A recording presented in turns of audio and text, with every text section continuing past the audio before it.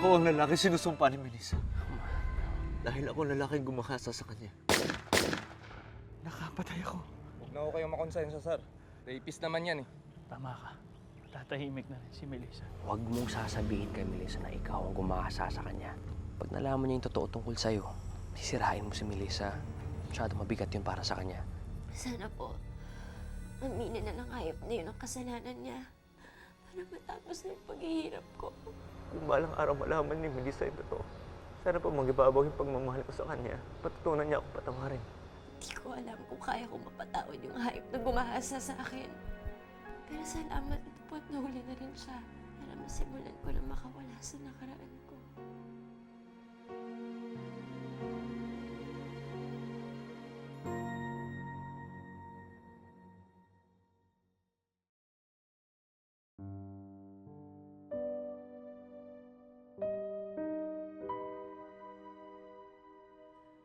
Melissa, sana mapatawad mo ako, itatago ko sa'yo totoo.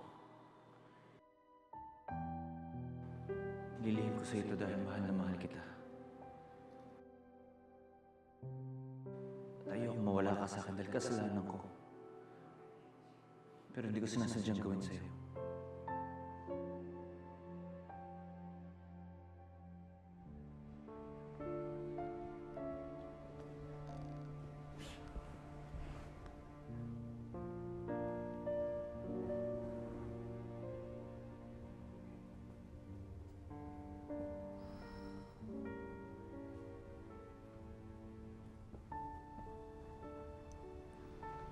Felix. Nandito ka na pala. Sorry Hindi dapat kita tinaboy kanina.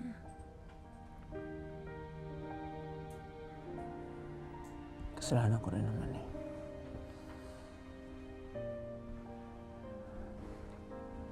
Saan ka ba nanggaling?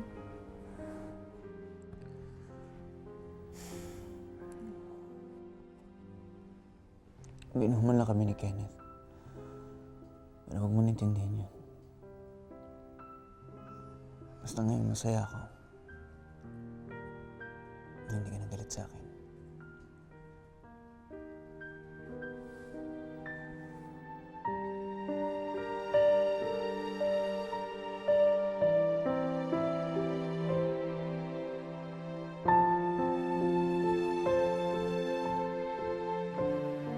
Apo.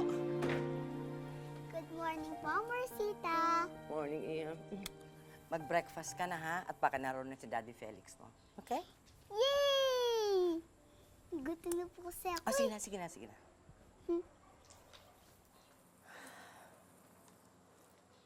Oh. Iha. Nag-usap na ba kayo ni Felix? Have you sort out your marital problems? I have to tell you this dahil bago lang kayong kasal. Kasi sa mag-asawa, hindi maalis yung nag-aaway. But never go to bed na hindi ko nagbabatian. Don't go to bed with your marital woes. You see, Iha, the bed is too cold for war. Opo, Mercita. That's good. Siguro naman naiintindihan mo ang mga metaphor ko. Ang ibig kong sabihin... Ma, Oh, Felix. you don't have to explain. Naintindihan naman po ni Melissa yun. Everything's okay? But I saw you crying last night. Nakalimutan niyo na yun. Ha? Huwag na natin pag-usapan yan. Melissa, mag-busy kayo dahil after natin kumain, mamamasyal tayo nila Eva. Okay? Melissa, you wanna join us? No. You go with your family. Let's go inside. Come. Come here.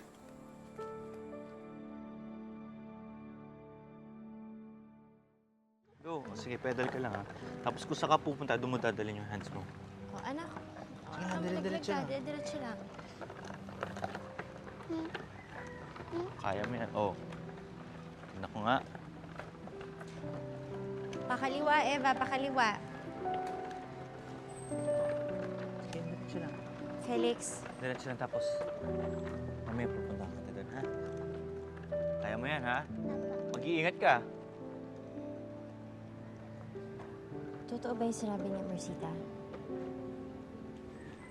Na nakita ka niyang umiiyak kagabi?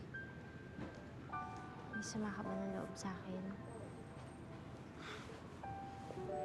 Alam mo, hindi mo na ako umiiyak kagabi. Exaggerated na naman si Amarcita.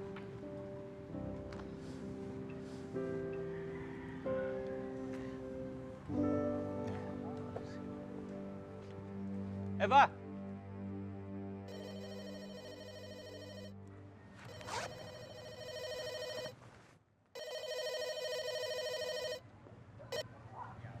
Hello?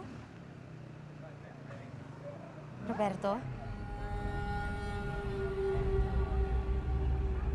Ano? Sige. Felix, Halin lang, ha?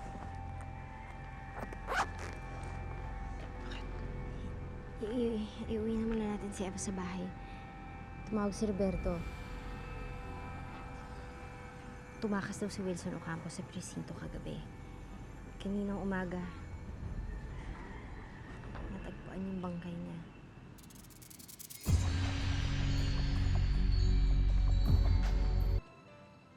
Naprohan to.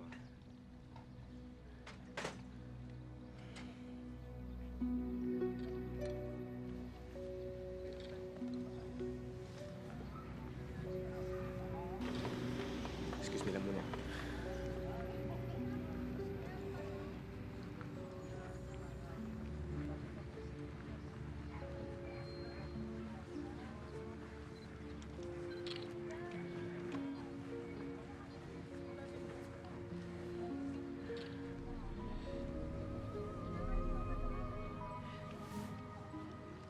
Tignan mo, Melissa. Patay na yung lalaking gumahasa sa'yo. May isang balang pumasok sa puso niya. May pumatay sa kanya. Iniimbestigahan ng pulis sa San Felipe kung may kinalaman yung pamilya ng babae na nagsampa ng kaso sa kanya. Malamang ginantihan to. Mukhang nag-guilty sa lahat ng mga kasalanan niya. Hayop na rapist yan. Melissa. Punta ko muna sa kotse, ha? Kakausapin ko lang ang mga polis.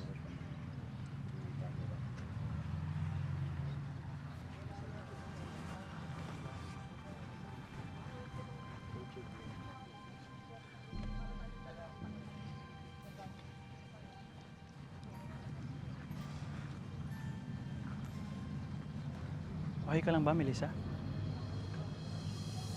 Hindi ka ba masaya? Nakamit mo na ang hustisya. Patay na yung gumahasa sa'yo. Hindi ko magawa maging masaya, Roberto. Kahit napatay na yung lalaking yan. Hindi ko naman bakit. Ngayon patay na si Wilson Ocampo. Ibig sabihin ba nito tapos na yung kaso? Kasi malaki ang paniniwala ni Melissa na siya ang totoong salarin. Hindi tayo pwede sumalalay sa paniniwala ni Melissa. Nakakuha na kami ng DNA test dito sa Wilson. Kapadala namin ito sa Manila para papatuloy natin yung match para makasigurado tayo na si Wilson talaga yung kumahasa sa misis ninyo. So ibig sabihin nito okay na lahat. Tapos na. Well, let's hope na mag-match yung DNA test para at least matahimik na ng misis ninyo. Kasi alam niya na patay na rin yung rape sa kanya. Pero kapag hindi nag-match ang DNA test, mukhang mahirapan tayo mahanap talagang totoong ng rape talaga. Mahihirapan na naman si Melissa niyan. Kalimutan mo na lahat na nangyari noon.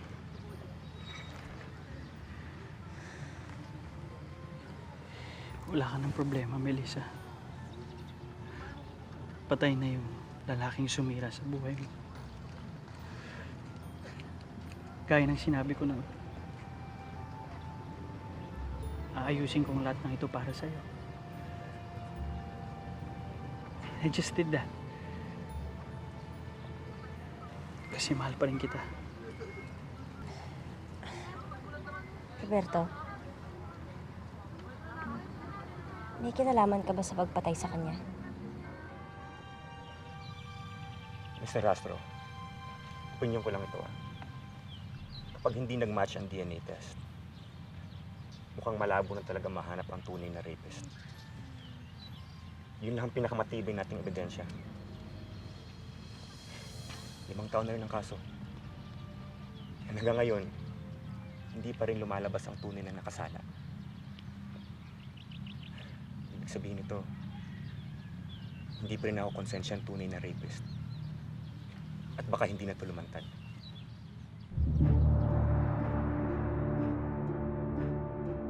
Melissa, I don't have anything to do with his death. Sigurado ko, tinambangan lang yan ng pamilyang nagsampa ng kaso sa kanya. Like I said, tumulong lang ako para mahanap siya. Maraming salamat sa tulong mo. Melissa, patay na yung lalaking sumira sa buhay mo.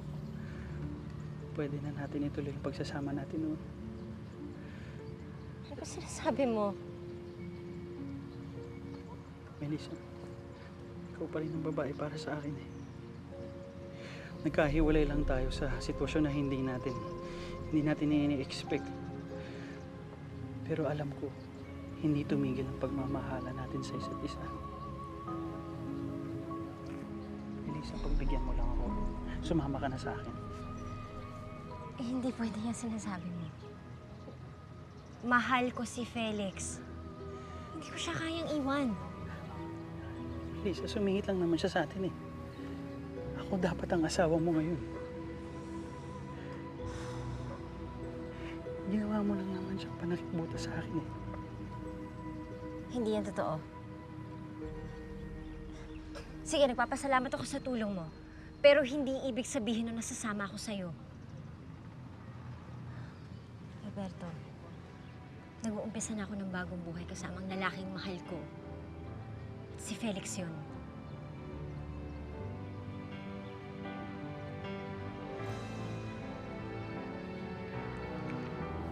Sige, salamat.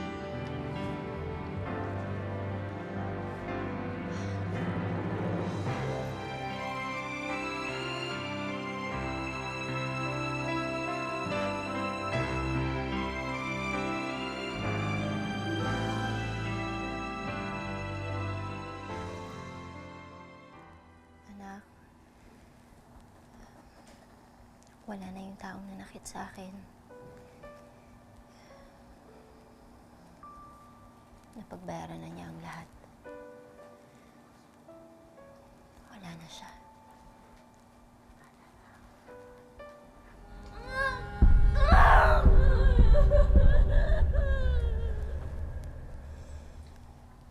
Anak,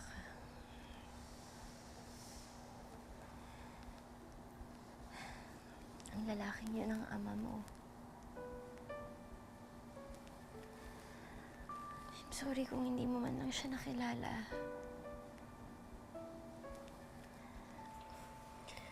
At hindi mo na siya dapat pakilala pa. Dahil hindi naman siya naging ama sa'yo.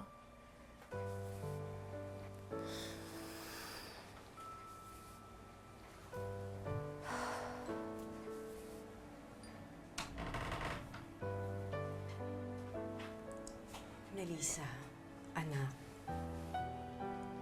marahil Diyos na ang gumawa ng paraan para maparusahan ng lalaking yon. Marahil ginawa niya yon para tanggalan ka na ng dalahin, para makalimutan mo ng pait ng nakaraan. At nang sa ganon, mapagtuunan mo ng pansin ng pamilya mo. Alam mo anak, sa totoo lang, napapabayaan mo na sila. Lalong-lalo ng asawa mo.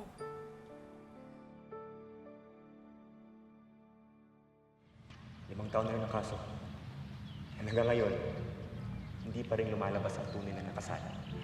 Ibig sabihin nito, hindi pa rin ako konsensyang tunay na rapist. At baka hindi na ito lumantad. hindi totoong hindi ako nagsisisi. Kung alam niyo lang ang pinagdadaanan ko, ayoko nang maghirap si Melissa muli.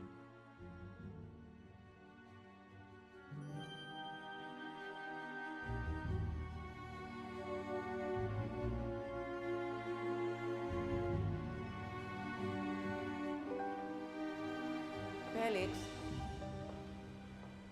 I had been meaning to ask you this for quite some time now. Narinig ko kasi si Amor at yung kaibigan ni Melissa. They were talking about a rapist. Felix, is there something you're not telling me about your wife? Amorcita, Melissa is a member of the family now. Kung meron kayong malaman tungkol sa kanya, please, do not judge her. Is this about a rape?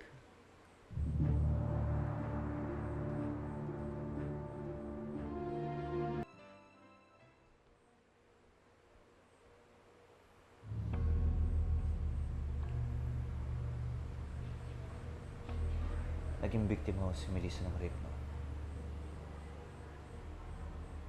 5 years ago nung may nanggahasa sa kanya sa bayan nila. Hindi na kilala ni Melissa kung sino yung gumawa nun, pero ngayon nauungkat ulit ng kaso dahil may probable suspect ang mga polis. Pero ngayon na umaga, natagpo ang patay ang suspect na yun. Kay Aurora? Bakit ngayon mo lang sinabi sa akin yan? You mean you have a rape victim for a wife? Would it even matter? Amorcita, mahal ko si Melissa. Tanggap ko siya kahit madumi ang tingin ng ibang tao sa kanya, including you. I'm just concerned. Hindi mo ba naisip na ginagamit ka lang niya para pagtakpan ng kahihiyan niya? I know this is harsh, but Iho, she does not deserve you. Nay, hindi ko man na ipapakita. Pero mahal na mahal ko si Felix. At hindi ko siya kayang iwan gaya ng sinasabi ni Roberto. Bakit? Anong sinabi sa'yo ni Roberto? Gusto niya ho, sumama na raw ako sa kanya. Dahil wala na yung taong sumira sa relasyon namin. Eh, mas pinili niya naman noon na masira yung relasyon namin eh. Dahil hindi niya matanggap yung nangyari sa akin. Kaya iniwan niya ako sa gitna ng kasal namin. Yun ang hindi ko kayang gawin sa taong mahal ko. Lalong-lalo na kay Felix. Dahil siya ang umako ng lahat ng dapat ginawa ni Roberto noon. Dahil doon, mahal ko siya ng higit pa kay Roberto.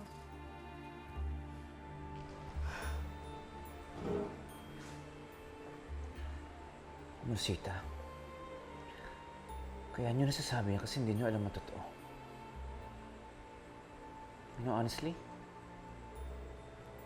I'm the one who doesn't deserve her. Felix, come on. Bakit mo nasabi yan? Matino kang lalaki, Felix. You were an eligible bachelor then. Galing ka sa angkan na mayaman. You were a prize catch kasi pinakaslan mo yung babae niyan kahit alam mong ni-rape siya. Alam mo, anak, mahal na mahal ka ng Diyos.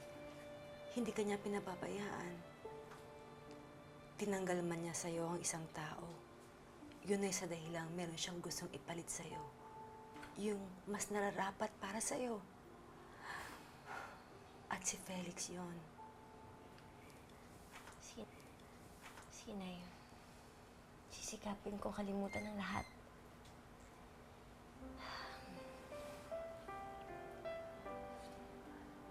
Gusto ko na rin pahalagahan ang pagsasama namin ni Felix.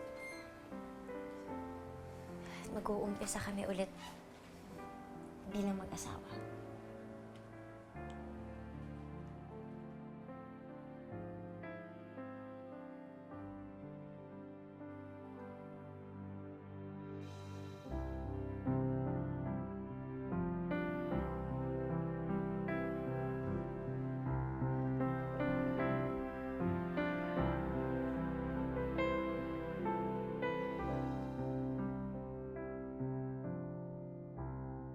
Sige, nagpapasalamat ako sa tulong mo. Pero hindi ibig sabihin na masasama ako sa'yo. Nag-uumpisa na ako ng bagong buhay kasama ang lalaking mahal ko. Si Felix yun.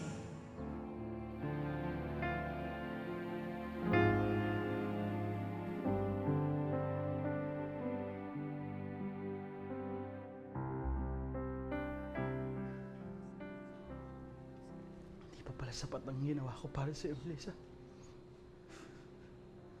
Sa akin ka dapat napunta eh. Hindi sa Felix na yun.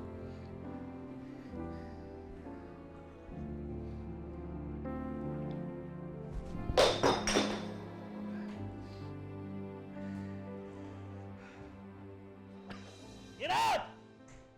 Get out of here! Ano ba?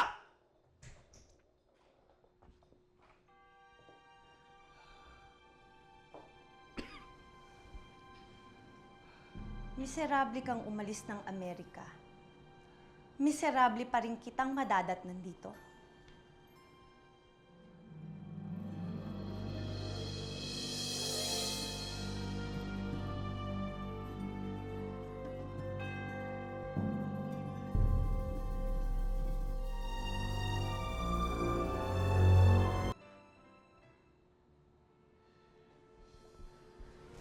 Ba't ka pa sumunod dito? Iniwanan mo kung parang tangang naghihintay sa'yo sa Amerika dahil ang pangako mo sa akin, susubukan nating ayusin ang problema natin. And then malalaman ko na lang nandito ka na pala sa Pilipinas. Gusto ko mapag-isa eh. Mapag-isa. Paano ko? Wala na ba akong importansya sa'yo? Roberto, asawa mo ko!